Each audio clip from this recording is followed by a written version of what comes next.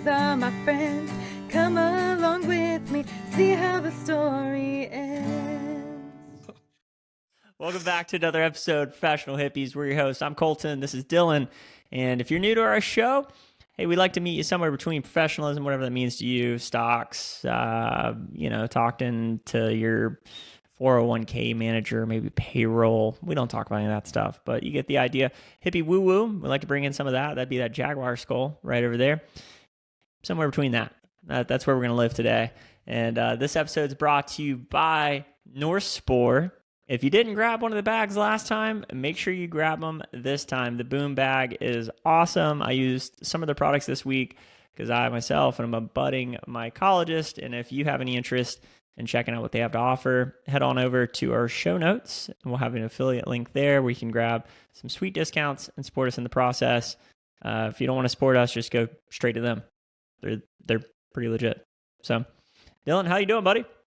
Budding mycologist, like the play on words there, sir.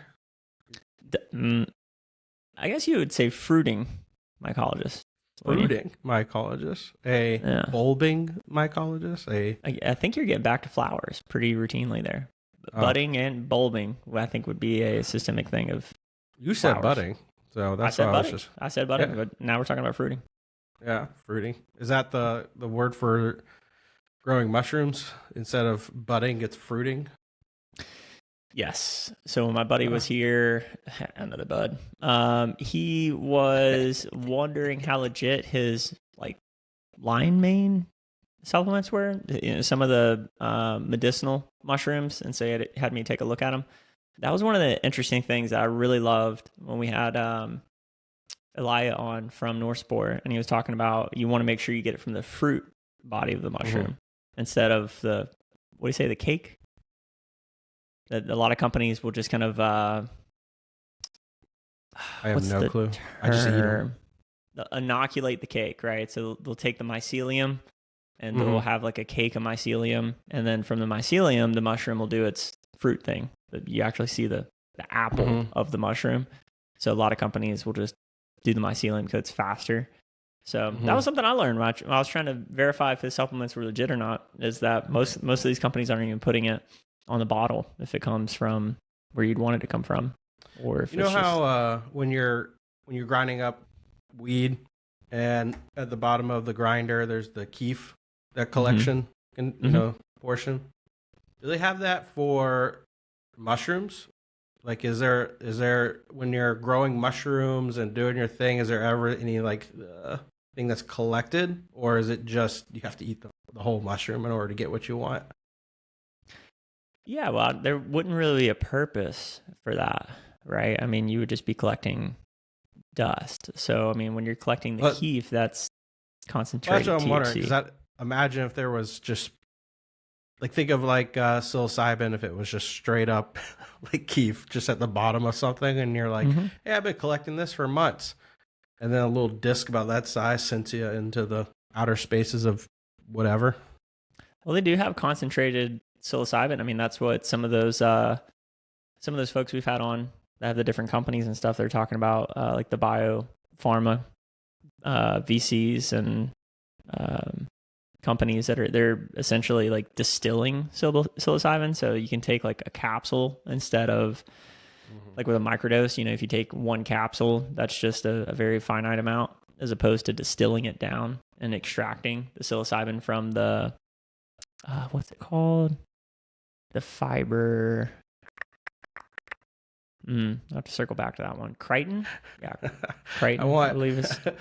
I'm going on this backpacking trip next week, and I'm buying these gel tabs that, just little energy boosts that you eat. And that'd be awesome if it was just like psilocybin gel tabs. Just like you take them once every 4 Gatorade hours. Sponsored. Yeah, you're just you're just at work and you're like, oh, things are getting a little normal here. That's the weird thing about perceptual doses, is that people be like, hey, when I'm in an altered state, I feel like my vision focuses and I'm more alert. I don't really feel that way. I just feel altered. And I think that's just because in the sales process that I've lived in my life, if I have like a couple drinks of alcohol with a client, I'm definitely not as sharp as if I was just stone cold sober, right? Or caffeine, extra caffeinated.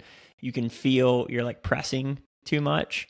And if I have a perceptual dose of psilocybin, I'm like, none of this matters, man. You know, it's like you're halfway through your sales pitch and you're like, hey, have you ever just thought about that one day we're all going to be worm food? And maybe if those worms are actually like absorbing some of our consciousness, or is it the worms or is it the microbes? And then you look up and your prospect's like, fucking what? or you look up and they're like writing stuff down. They're like, yeah. Oh, I wouldn't. Don't write that down, man. I wouldn't. You're just catching me on a funky Tuesday, man. Let's get back to it. So tell me about your payroll. Yeah, tell me the payroll. Yeah. I always found it interesting how that same mindset of doing microdosing transferred into, you know, when I've done microdosing, I definitely feel it. You definitely a little, you know, hyper more aware, and it's so interesting how people got so professional at it that they were able to hone in, and it went towards creating a lot of the technology that we have today with our phones and apps and everything like that. It's just interesting that people were able to hone it to be able to do that, and still are today. It's not like that's stopped. It's definitely still happening. It definitely blows me away that there's people use it, as a productivity tool as much as a creative tool. Like, I can get it if, you know, we're hanging out, having a game night, or, you know, painting, something like that. You're doing yard work and you're like, hey, you know, I just want to like connect to nature as I'm outside going through. What blows me away is that there are like software engineers that are working on some kind of gadget or mechanism, and they're like, I can't quite figure out this code, so let me take some kind of fungus that's going to help me understand the matrix a little bit more, so that can help us usher in the era of AI a little bit quicker, so that we all become robots. Yeah, you know how that they part say, I haven't been able to wrap my head around too much. You know how they say, you know, never buy a car that was built on like a Friday, because I've never heard that. Really? Yeah. So there's a thing that's when you're buying a car, look up the VIN number, and you can see what day it was created, that car, and or, you know, through the process. And if it was built on a Friday, you know, they say to avoid it, because that's usually people that are rushing the things on the line to get things done and get rid to the day, or they're already like halfway drunk anyways for the day. And a lot statistically, they found it out that like those cars break down more than others. Really? So I'm like, yeah. So I'm wondering if you know, a Tesla starts glitching, you're like, Bobby didn't take his mushrooms today. Dang it, I didn't get. I was gonna say that the exception actually might be Tesla, because I don't think they ever stop. I think a weekend is the same as a weekday. So it would have to be, you know, they're not. Oh, you didn't microdose today. That code didn't get through properly. The Matrix didn't quite infiltrate on that day. Yeah, the self-driving cut off. Damn, Mary.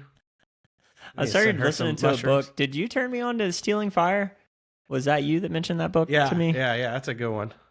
Yeah, I started listening to that one recently on the way to the gym. I actually have to listen to it in doses, because it like puts me off in this weird creative space where I'm just like thinking. Right. That's the book that got me. I was already interested in Burning Man, and that book launched me even further into to want to get to Burning Man. Yeah, we're getting close on our stuff. You ready for your camping trip? You got all your stuff? You got your knee prepped? Yeah, everything. I've been working on measuring out all of my stuff. I've got a nice little Excel sheet of every ounce that's going into that backpack. What's the pack weighing in at? Right now, without my clothes, I've got it at 17 pounds at the moment. Oh, that's stellar. And that's with all my food. That's with not all the food. I might throw in some other snacks in there, but that's without my clothes and water added, you know, to it so far. So I'm trying to keep it 30 pounds for the week and under. That's where my goal. One of the things I meant to text you, but I'm glad we're able to talk about it on the podcast. Have you heard of the knees over toes guy? Oh you yeah. heard of that program? Oh yeah, I follow that. I do some of the stuff that Have you done his program? You bought it? no, I didn't buy it. I just look up a lot of the like basic stuff and do it. But This is not a sponsored thought, but dude, I started it this week, and holy cow! I brought it up to the trainers at my crunch and even my trainer, and then they thought, because I was like doing the walking backwards, I started doing the sledding. No one was sledding in the gym at crunch. I just started doing the backwards sledding and stuff because I started researching the guy. Yeah. And I started telling the trainers, like, y'all should start looking to us, and everyone started laughing at me and doing it.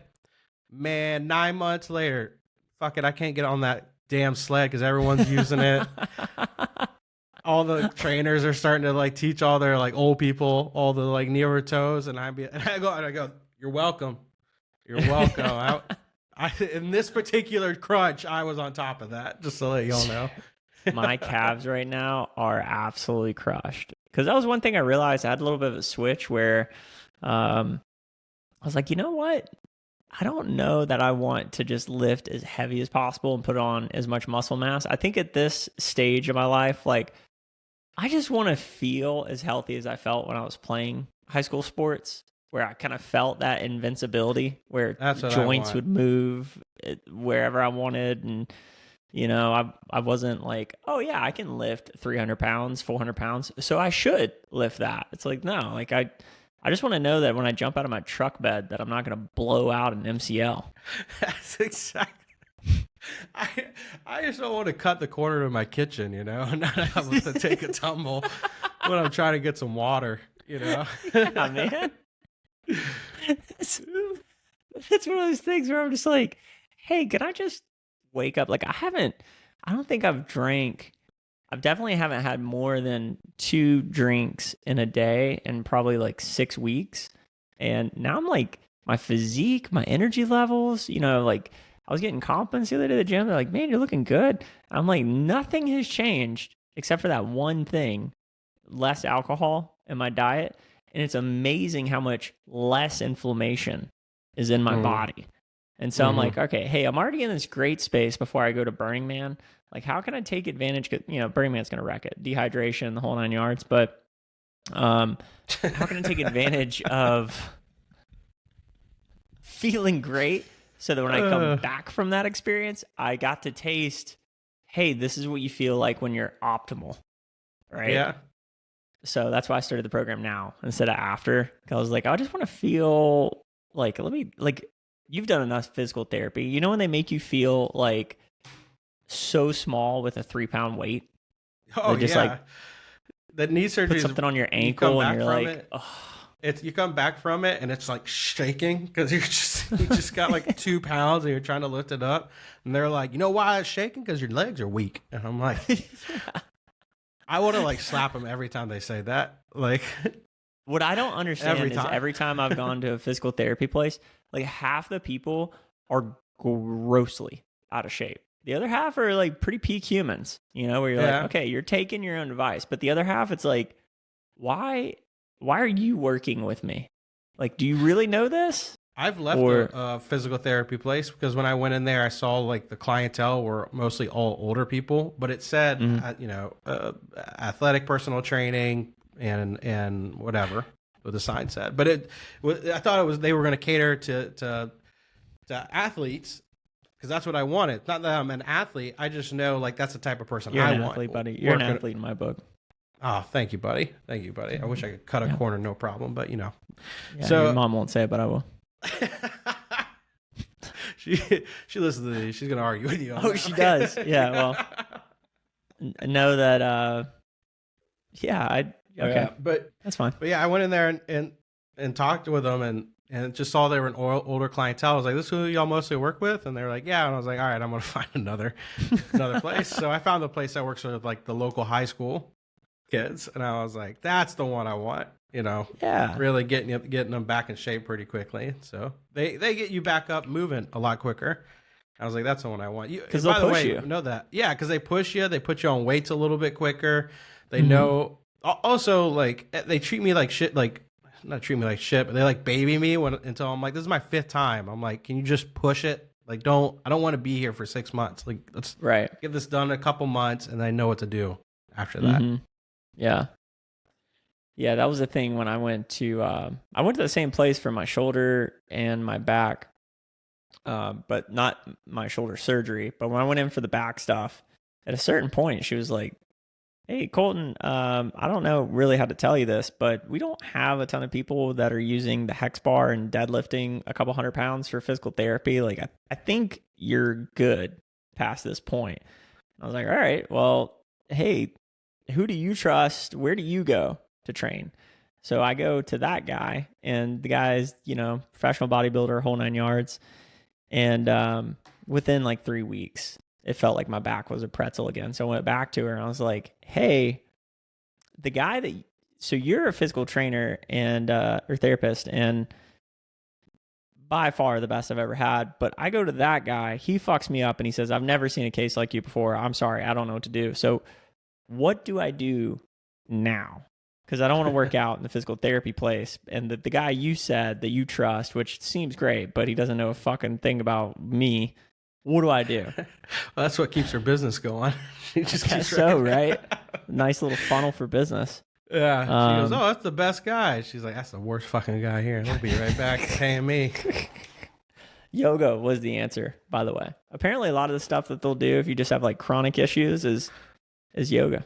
Man, I wish I would did yoga more. And it's the thing you're supposed to do, but it's like you got to wake up for the 6 a.m. class. You got to put in there and do stretching, and it's like it's the hot yoga class. So I hate to bring it back, man, but the thing that I found, so where I get most frustrated in yoga, honest to God, is sitting with my thoughts. That's the part that it really...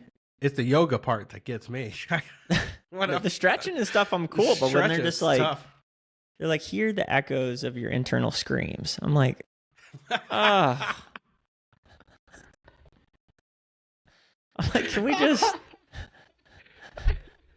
I think folks are like, that's the name of the podcast right there.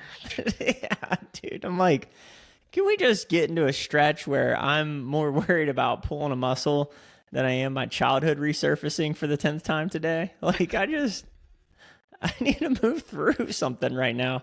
And it's not my fucking thoughts. Yeah. So another plug for that program. So because I was following a lot of his stuff, and then once I bought the program, it's just like anything else, right? Like once you get the full value, you're like, "Oh, okay, I see how all this works together." And it's like $50 a month. You can send in your form. They have you videotape your stuff, send it into them. They'll correct your form. So it really is. It's an incredible value. And I think that more functional fitness is just where I'm at in life right now. Yeah, I keep telling myself I need to do more classes, like yoga, just to get stretching, especially with my knees.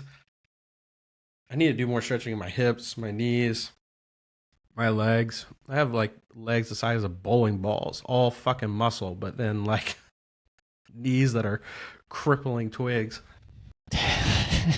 I've got calves that people would be jealous of, but all that middle part right there, the world just said, "Nah."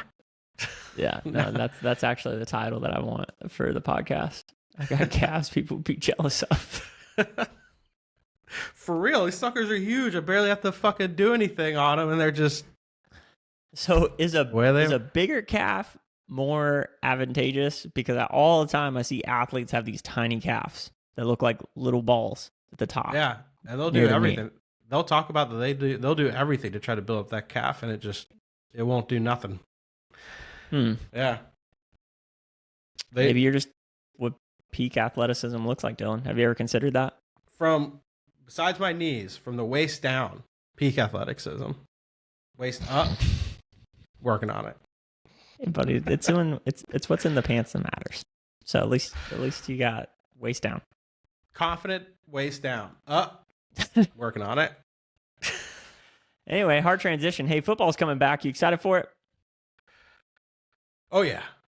I've got 6 fantasy teams ready to go, and of course, just like Burning Man, I'm going to be out in the wilderness, away from all my stuff, so all my teams get the auto draft while I'm gone. That's going to be dude. You know what's funny about that is I was going to publicly state that I was going to try and recruit you to do my draft because I'm also going to be out of service, and so yeah, I'm like, Yeah, hey, everyone wants to do it on the weekend, and I'm like, why? Do it in the middle of the week. You're already home. It only takes an hour and a half. Knock it out. I don't yeah, know. well, my company said they're cool. They moved. I'm like, hey, I have this like major life event going on, and that'd be super cool if we can move that. Yeah, yeah, no problem. But the league I've been in for what, 10 years now, they told me, yeah, you can go stick it. So I get it. Fair play on them. That's Well, just another mediocre season I get to accomplish. just go get the thing I did last time, which I never set up while I was out there. But you can get Wi-Fi out there and connect to their system. I think the last thing I want to do is give a fuck while I'm out there. That's true. And so I will be in practice with that from beginning to end. Like I'm quite literally going to escape, and I will honor that commitment to myself the entire time. We're gonna need to get you and Michael on the week after y'all are here pretty quickly, so that way. Oh yeah, dude. I mean, the cool part is that I'm so glad I remembered this right now, because I don't think I got to fully express to you. Did I send you a voice memo about what I did on the RV? No. Beautiful. Beautiful. I want you to feel every bit of angst that I'm about to direct towards you. Okay. So you remember when I had you help me out with siliconing that bead on one side? Yeah, I figured out how there's a better way to do that, by the way. I figured Tell out me. the way to do it. Fucking all ears. Yeah. What's the better way? A specific type of glass cleaner, and I think it doesn't have something in it. I forgot what it is, but you spray it on your fingers. Right, and you're then wrong. But keep going. I did it and it worked. You can look it up. Okay. And it allows Yeah. you to slide without it sticking to your finger, and it allows you to slide across the bead across without it sticking to your finger, and you can get like what you really do with caulk, and you can do that with the silicone caulk without it sticking to your damn finger. Yeah, right. Well, I think you should have some more caulk stick to your finger, and I know exactly where you should stick that finger. So here is what I got to deal with over the weekend. Excuse me, I don't think I already do it. No, So I got to waterproof this thing, because although it doesn't rain in Texas, it definitely likes to rain in other states. We learned that last year, that, just going through other states where God wants to give them grace and allow them to have green things. Pretty cool, right? So I'm like, hey, this massive crack that's running. You moved away. I did, for sure. It's on me. So where the sidewall meets the roof, that whole thing that we put the silicone down on both sides did literally nothing, because it just vibrates. So I looked up, I was like, how do most people like actually fix this permanently? Because that wasn't even on there for, a couple months before that seal broke. So there's tape, there's RV tape that you lay down over that crease, which makes a lot more sense. It's essentially silicone glue in tape form, like kind of like Flex Seal, right? And you lay it down all the way over. So I went and, the stuff's not cheap. I bought 60 feet of it. I'm like, hey, this is what I'm going to apply. I watch a YouTube video on how to apply it. I'm like, cool, I'll be able to knock this out. I woke up first thing Sunday morning. And I'm like, this will be a 2-hour job before it's 110 degrees outside. Let me knock this out. Except in the video, the guy says, just so you know, this will not stick to silicone.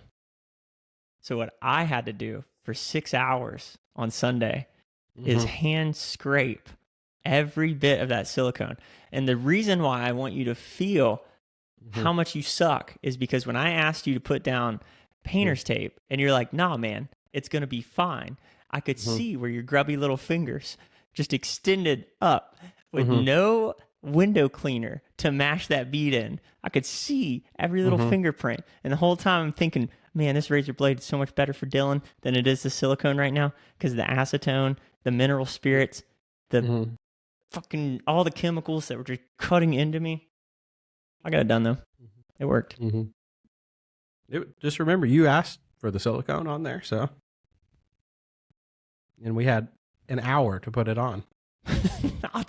I'll accept responsibility. I just didn't know who else to be mad at besides myself, because I know it's mainly on my shoulders, but I was like, dude. I feel honored though. I'm glad I put those little swooshes in there for you. It's like leaving a little print. It was like little Nike swishes all the way down. Yeah. It's the worst when you expect something like, like your tile project or whatever you did, and you're like, oh, I should be able to knock this out, no problem. And then it turns into this whole other thing. That's what this bathroom remodel's turned into. Yeah. This whole I was thing. just like, oh, like certain projects you expect there's going to be extra stuff. With this, I'm like, it's straightforward. It's putting tape down. Oh, dude, that was the bane of my existence, because you're working with like heavy duty chemicals. We were doing like acetone and this other chemical I'd never heard of. But you got it off. I got it off, but like I couldn't believe I got chemical gloves and the chemicals were going through the chemical gloves and I could feel them in my fingers. I'm like, how's that happening? Well, you did it though, and that's all that matters. And you got it done. Yeah. Doesn't it feel good? Don't your hands feel good? No. Good. No. Yeah. Yeah, a little Jocko Wilk there for you. Good. Yeah. So anyway, yeah, we got the thing prepped. We're coming along here, and I don't know, man. It just had me thinking about a lot about life. And should we do a bet on how long, when you send Kale with that RV on the road, your brother, spinach. Your brother. We'd call him spinach. Sure, let's call him spinach. Popeye. How long would you send him on the road before you get that first call? Here's if I'm being honest to God, I'm thinking it makes it the whole way there, no problem. Let's take some realism. How long? No, I'm being sincere, because we've been running around. I've been taking it. So when I had to go get parts, or we went camping, I've been intentionally running it and like being aggressive, testing all the stuff, making sure that whatever could go wrong, I'm trying to flush it out. And I had a mechanic look over the whole thing. We got the check engine light went off. He fixed that. He looked through the engine, looked over the transmission, the whole 9 yards. I honestly, in my heart of hearts, I think it's going to get there just fine. How long is it? It's like a 9-hour drive, 10-hour. It's got to be longer than that. To where? To where you're going to, Las Vegas, where you're going to be going to. For him, it's going to be a 24-hour drive. You're meeting him in Reno Vegas. Or in Vegas. Yeah. So from there to there, I'm thinking within the first 4 hours. That's where I'm at. If you're looking for first call because he just doesn't know how to work, something like the generator goes off or whatever. Something broke. An SOS. An SOS. And it might not even be like, hey, I need help. It might be like, hey, this thing broke down. I can't continue until I fix it. I'm going to fix it here. Because I know he can fix it, probably. A lot of stuff on the side of the road. That's I don't want him to be stranded. But I'm thinking the first call being like, hey, I got something that broke. A belt broke. A screw came undone. Whatever. And I got to fucking fix this real fast. I'm thinking 4 hours. I'm telling you, I think it goes the whole way. I think he maybe calls me when he has the first fill up and he realizes that the gas tank likes to spit gas back out for some reason. Still didn't solve that problem. I was thinking about that while I was filling up gas the other day. I was like, I wonder if that problem ever got fixed. No. And I haven't filled it up to full just to avoid that problem. I think it got worse because the pressure kept getting higher. The higher up we went up north, the pressure just kept getting worse and worse, and it kept getting worse and worse. And we just didn't know how to resolve that. Yeah, so when it comes to stuff like that, like I definitely expect a call, but I'm also putting together a guide of all of Minnie's little quirks. So like when I was getting my safety check done the other day, I had to get my renewed registration. Turns out to Texas, you have to get emissions checks. This is the first time I've ever had to deal with that. And so when I pulled Minnie up to the wherever shop and I'm like, hey man, I got to get this done. They're like, okay. So the guy comes out and he's like, oh, it's a 98. And he's like, yeah, for things, I think it's 2001 and down in the state of Texas, they just flat out don't give a fuck. They're like, okay, all we got to do is check your blinkers and like your safety stuff to make sure you're not going to kill anybody. And I was like, what's the whole emission thing about? And he's like, I don't know, man. They don't care. And I'm like, they just accept that it's for sure polluting the environment the way we think it is? I think that's more of you're probably putting more tax dollars back into the economy in order to maintain that sucker. That it balances out the emissions that are being put out to the environment. Well, what's really funny is watching the AutoZones guy, that their faces light up because they can tell I'm getting ready for a trip because I keep doing so many back and forth. So they're like asking me questions again. They're like, okay, how's the project coming along, man? It's been a while since we've seen you, and they're remembering the whole journey from last year to this year. So every time I go in there, they're like, hey man, what's up, dude? I'm getting the managers giving me discounts and stuff. It's like gambling. You finally come in, you spend so much money in there. They're like, whatever you need, man, we got a bed in the back action for card, you. free shots. Yeah. They start letting the other AutoZones know you're coming. But I mean, I've tried to do everything I could think of that would go wrong. So like it has all 6 tires are new now. I went ahead and bought an alternator because I'm like, if it goes out, he knows how to fix it. There's 5 belts in there. We don't know which one is the right one because we bought all of them. We bought everything up the West Coast as much as we could. I figure he could eyeball it, take off if one breaks and just kind of look at it and be like, all right, that one's about the same size, put that one on there. That's what we were doing by the end of it. Exactly. So I don't know, man. I mean, it should be good, but that's why we're flying to Vegas. I just don't even want to deal with it, get there and be able to have a smooth trip. I think that's the move.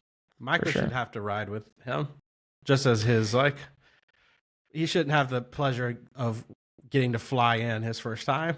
You should have to ride that whole way up there. Right? And this dude had the gall to hit us up because we're all splitting the cost, it'd be a couple grand or whatever. And, we're still going to make out several $1,000s cheaper than if we would have rented one there. And he hit me up and was like, hey man, just so you know, I'd be down. Him and another person that's coming on the trip, he was like, I'd be down if, we drove it out there so we can save some money. When I tell you I had to put my foot down and help him, I had to come to Jesus conversation with him. I'm like, Michael, just so you know, I love you, right? Like a brother. So I'm gonna be very real here. You're not cut from the cloth that's needed to drive this thing to there. Okay? It's just, what are you gonna do 16 hours in and the air goes out? Okay? Do you know how to change oil on a generator? Do you know how to even get the spark plug out? He's like, no, I could figure it out though. I'm like, could you? That's not what I want to hear. What about when you're in the middle of New Mexico, Arizona, and there's no service? What do you do then? It's gone. You find an AutoZone, but they're closed. You're just in a parking lot that's 115 degrees, and you got to figure it out. What are you doing then? And your bike's stolen. We've been there. You ain't getting anywhere now. Where are you going? Yeah. Uber. Now, everywhere. The bikes, I'm slightly more concerned about the bikes than anything else because that ply dust.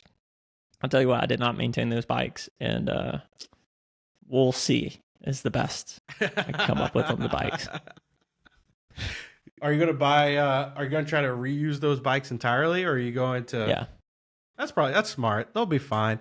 You just bring some parts along the way to fix them. It'll be good.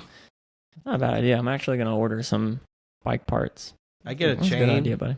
I get a chain for them.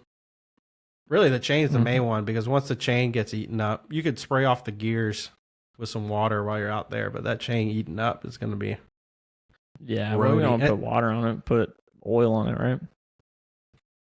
Well, oil on it, but I'm talking about to get that sand off of, because the chain, that's going to be a bitch to clean while you're out there. Yeah. I would just buy a new one and replace that if you get the chance. But the gears, you can just spray some water off it, take a rag, wipe them off, then put oil on it and just get those fresh. Because it's just a flat piece of metal, for the gears.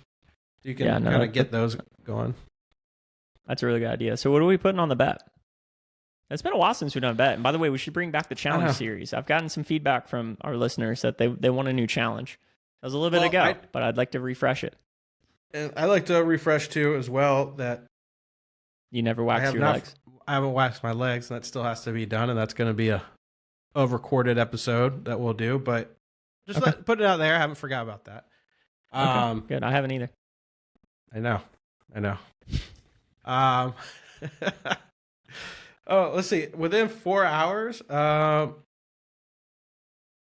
We'll do a nice 4 hour bet. I'll put 50 on it. I think $50 is good on that. That's a good Okay. That'll be like 4 hours. He's into it because when it's gonna happen right there. It's Right. gonna happen right. And so there. we're It's not saying that I get a call, something has broke. Correct. something has broke. Something's gone wrong. It doesn't have to be fatality on the thing. Right. But it has something's stopped happened. the trip.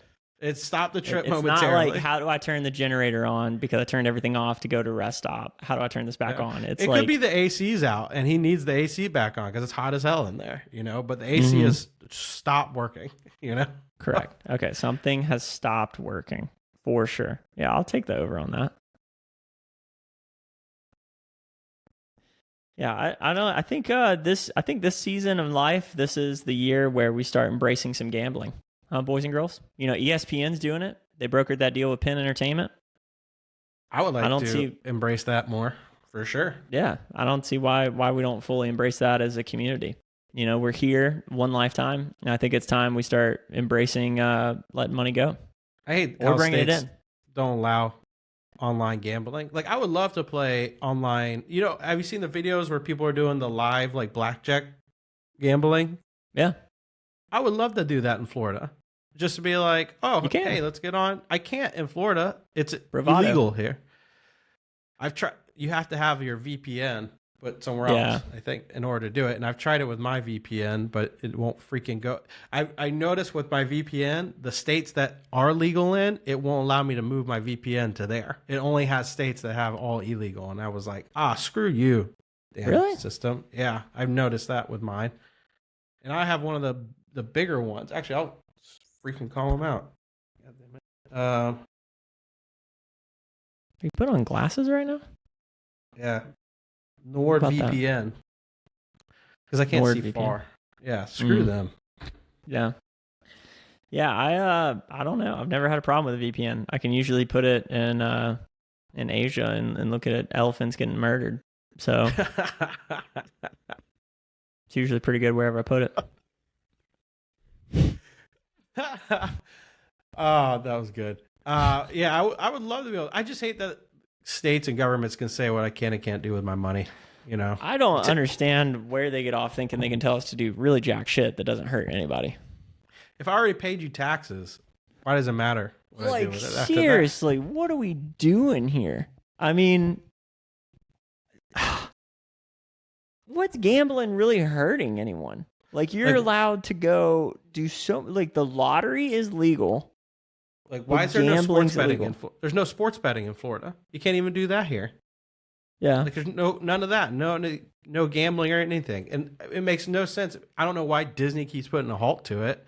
Hard Rock had a great app on it that we use for momentarily because what they did is they had their servers in New Jersey, but then they opened up the app in Florida, so all the data flowing for their apps went through New Jersey instead of Florida. So that was their workaround.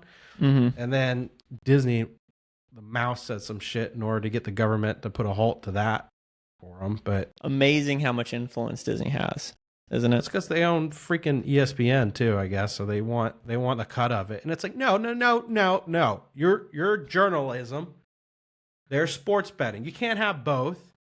You can't have both. You choose your sport path. You have the journalists, the projecting it out. Now the sports betting people get the sports betting stuff. So I got another little side bet for you. Who do you think's going to be the Republican nominee? I'll put $20 on this one. I mean, it's going to be Trump. You think so? 100%. Yeah. Mm. He's already outdoing DeSantis. Is he? Oh, yeah. He's doing better in the polls? Oh, yeah. Mm. Oh, yeah. I don't know that I like the odds on that bet. How about Democrat? Who do you think the nominee is going to be there? I feel like I got a better shot there. Who do I would rather it be Robert F. Kennedy because I think he would do pretty good. I don't Personally, think he would. I think Trump would start mocking him, doing like the handicap thing, and that's all she wrote. No, I actually think that would be because Robert F. Kennedy knows how to like debate, and he knows how to. He's a good speaker. He just sounds horrible ironically, because of vaccines fucked him up.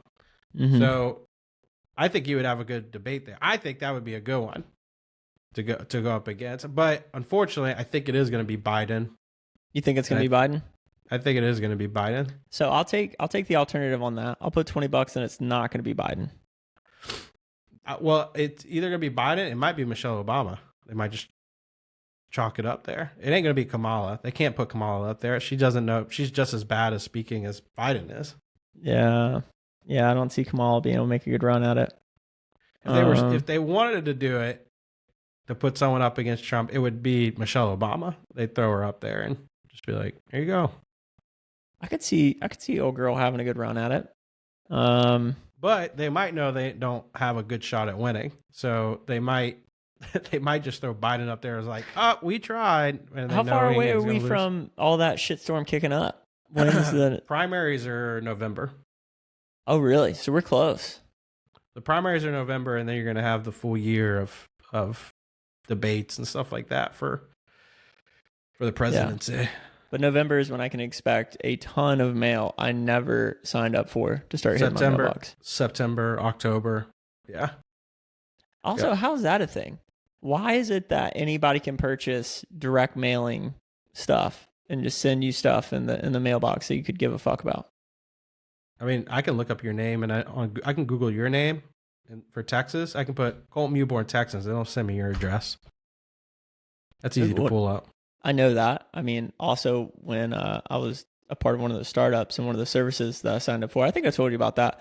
The amount of information that they allowed me to have access to was staggering. Yeah, when I worked for my companies, that's how you have Zoom info, you have power. It wasn't Zoom info that I was using because I saw that some of Zoom info is solid for email addresses, but I wanted cell phone numbers. And so, it was also a good job of cell numbers. I just didn't have a great return rate with cell phone numbers. It was kind of like emails. It was always on point because it's scraping all the data from when people are going for cell into numbers. Zooms. I would Google their name and put mobile cell, and that usually pulls up people's mobile numbers. Yeah, well, you're dealing with a little bit more corporate type. I was dealing with entrepreneurs that just filed an LLC, so I couldn't really find out much information about them, and depending on where they filed that LLC for. So when I was going through this, they're like, "Hey, we got to run a background check on you, whatever." Just because I wasn't a felon, they assumed I'm never going to be a felon, and so now I can just go in and I can pay per contact because now once I have the service, there was no contract. I found a company that gave me access to this data with no contract. So for I think like $1, I can look up maybe a couple bucks. If I looked you up, it would populate all of your info. So all of your email addresses you've ever held, all the mobile numbers you've held, but also I think your closest 15 relatives. So I could look them up. Has that been verified? No. I'm honestly hesitant to say the service because it was like, yeah, it's not something that I felt was healthy for most people to have access to. They do a pretty good job of vetting you, I guess. Well, the best is when you have Zoom info. So you do have all the corporate emails of that entire company. And you know, when the company is fucking you over pretty good and they're trying to say they're not. And I go, I just want to let you know you are. And you have about 2 more tries before you realize and everybody else realizes that you're fucking up.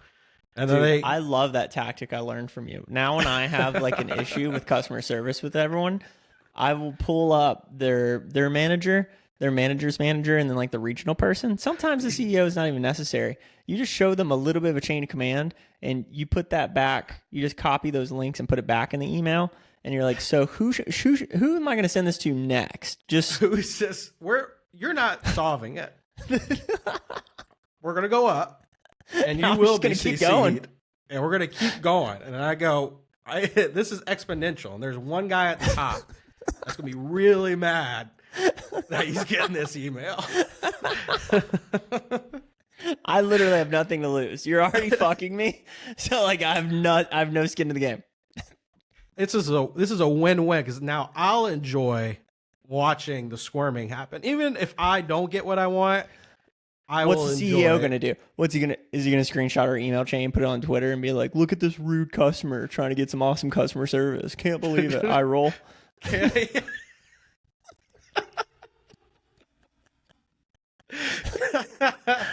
Yeah. Like, no, you're fired. No, you're fired. You'll have a job now. Great. Oh, and by the way, I'll know the next job you go to. We'll start the process over again. I just wanted the room I booked. I just wanted the room I booked. That's all So I wanted. When I booked our hotel in Vegas, I like looked it up on a service and I asked the guy, I'm like, "Hey man, I haven't had this issue in years, but like this is a really important trip. Am I booking this correctly?" And he was like, "What do you mean?" I'm like, Is this website gonna do that thing when I show up?" And you're like, "Oh, sorry, we were overbooked." And he was like, "Oh yeah, sometimes they do that actually. You want to use booking.com." And I'm like, I am really glad I asked that question. I don't do anything. Booking.com will do the same thing. No, they said that for them in particular, booking.com's their official. Their Booking. particular one. Oh, yeah. I was Yeah. gonna say, because I've had that same issue with booking.com too. I mean, you stay in a lot more hotels than I do. And I think one trip we went to Tennessee No. or something like that happened and you threw a shitstorm and they were like, "Okay, yeah, our bad." Oh, no. It was when I went to Savannah. Christy and I, it was the one time we decided to use her company's third-party booking thing. I knew not to do that, but because third-party booking is awful. You never know what's going to happen. But it was a good discount. And I was like, all right, let's do it. Let's go through hers. And we get there, and turns out there's like a festival that weekend. So it was some big acting festival was happening there that weekend. So everything was booked up. We get there and they're like, "We don't have your reservation." I call the guy and the guy starts going, whatever the third parking lot. He's like, "Oh, I can't really understand English or whatever." So then I was like, "Oh, got it. Okay, let me help you out." And because Christy starts crying, she's like, because she's trying to resolve it. So I get on the phone with him and he starts doing that. And I go, hey, you're on a different level now. And I go, "Your company, right?" And he's like, "I don't really." And I go, "Great. You understand emails, right?" So I start listing off his entire chain up and I go, "I don't know who these people are, but I assume you do." And I go, "I don't care what you need to do to resolve this problem, but all these people and everybody in this company, because there's 100 of you, right? 100, maybe one or whatever. They're all about to get an email of you not resolving this problem as you're supposed to be doing your job. So you might not understand English like you're telling me, but you better figure it out." And he goes, "Can I call you back?" Like all of a sudden he says English, like, "Oh, can I call you back in like 20 minutes?" I get another call from someone else in the company. "Oh, sir, we have you put up in the hotel here in the nice suite or whatever." And I was like, "Thank you. This is what we were looking for right here." Dude, It's just amazing when you start throwing their bosses on in the situation, but they don't. I had another guy. It wasn't me that went through this. It was several years ago when the big forest fires were happening in California, and I think he had a flight with Delta, and Delta wasn't returning the funds, giving him a refund because he wasn't going to be able to fly there to California and do our backpacking trip. It was like 2018, I think. And he couldn't do his backpacking trip, and they wouldn't refund him. And he's like, "So because of natural disasters and what I'm going to California for, you're not going to refund my $300 ticket or whatever?" And he goes, "That's fine. That's fine. Can you stay on the phone with me for the next like 5 minutes?" And he had same access, Zoom info with Delta, of course, thousands of emails. And he took all the thousands of emails all the way at the CEO and put it in there. And he goes, "You should get an email here in about," we'll see how long that one takes. The guy goes, "Sir, you just sent me an email." And they went, And they go, "Your CEO's on there, and you have however long that takes to go ahead and get that refund to me." And within an hour, he gets a call from like the higher ups of Delta's like customer service going, "We apologize, sir," and had everything returned back to him. I sat there and watched it happen. I like that was a real. That's how I learned that. I was like, oh, there's the power of having email communication. It's just customer service, man. You know what really grinds my gears is when you have a problem and you go to customer service and they sigh or they just don't want to deal with it. It's like, what did you expect showing up to work today? Like, all I'm asking you to do is work. Actually, the thing you get paid to do. It could be like, I'm trying to return something and maybe I don't have the receipt. I'm cool with the store credit and they're being difficult, or I got to move something. And they're like, ugh. I'm like, my fucking bad. Are you, is there someone else doing your job today? Am I in the parts department at a hotel? Am I just... Your thing says customer service. It doesn't say engineer. It doesn't say customer service engineer. Am I say housekeeping? Yeah. It says customer serve. Man, you're not good at this job. You should get out of here. There was a case study that we had to do in college around customer service, and I think one of the companies we studied was Nordstrom Rack. Is it Nordstrom Rack is the subsidiary or just Nordstrom? I think it's Nordstrom.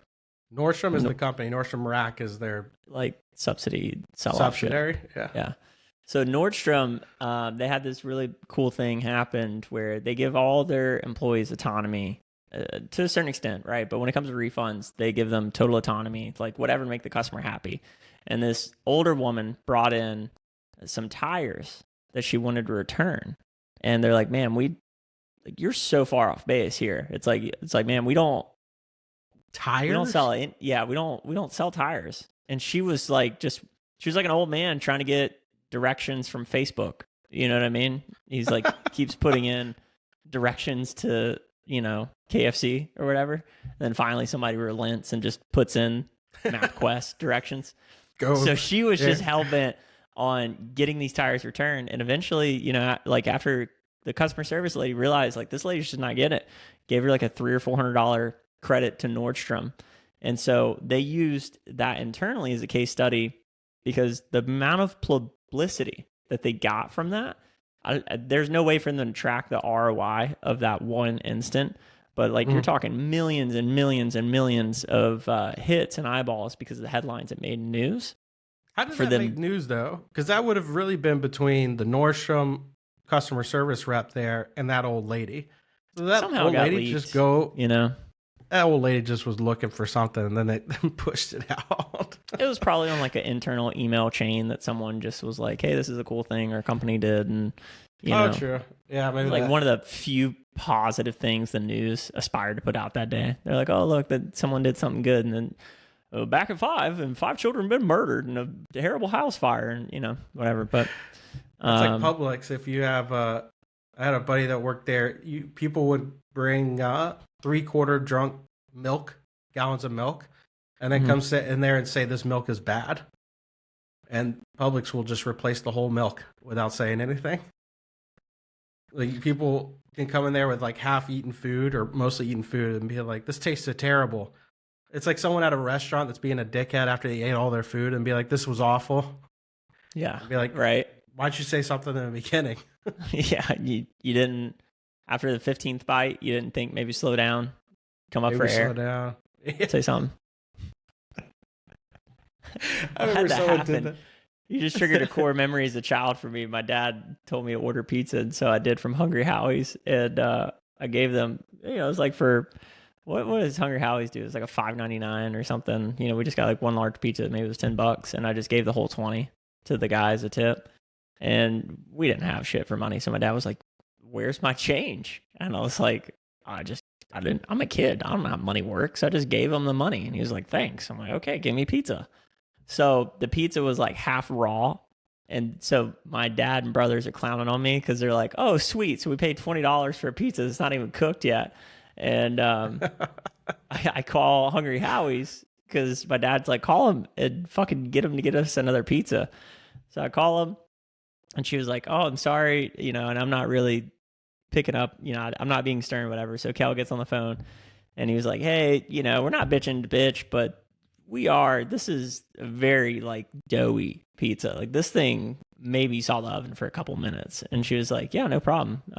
Just bring the pizza back and we'll exchange it, or we can have someone, exchange the pizza and bring it back out to you. And he's like, well, I mean, we've eaten the pizza. She's like, what? We're hungry. Yeah, he was like, you get a bunch of hungry guys. Like, of course we're gonna eat the pizza. And she's like, well, you understand my hands are tied now, right? And he's like, yeah, I mean, I see the problem. We shouldn't have eaten the pizza, huh? She was like, no, it was that raw, and you still ate it. And he's like, well, yeah, we're hungry. We're hungry. She's like, well, I want to tell you now, man. I mean, you buy another pizza, but we're not. You just want us to take the box back? Actually, yeah, I do. I do. I want you to come back now. There needs to be some sort of customer service here. I need you to take the box so I don't throw it away. I don't need you to do it. I'll give you some great customer service, actually. So buying my wedding ring, there's a company I found here in Tampa called Thorum. Shout out to them. Really good company. And I bought they have a 100% lifetime replacement. If you lose it, everything like that, right? They'll just send you a new one.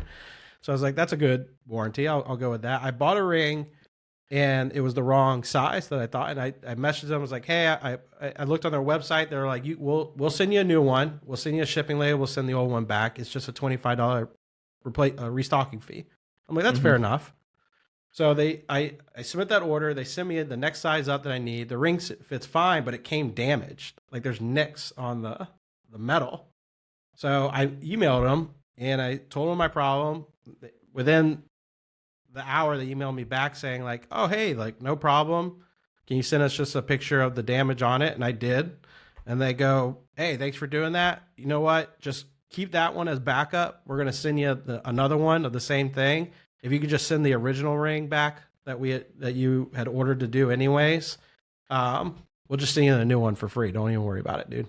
Just keep that one as backup if you ever need it. Because it's not like big nicks. It was just like enough to where I was like, I'm paying a lot of money for this. I want a better quality ring than that. But they were like, yeah, no problem. And I was like, got it done immediately within a few hours. And literally I got the thing, a new ring has been shipped. And I hadn't even sent the older ring back in yet. And I was like, that's what you want. That feels good. That's right there, folks. Right there. That's that Tampa customer service hospitality you're looking for. Champa Bay. Love to see it. Love to see it. All right, buddy. Let's bring her home. Hey, guys, if y'all want to do that thing where you accidentally bump into stuff, and that happens to be a follow button, we'd love it. We'll see you next week. That's it. Love you guys. Peace.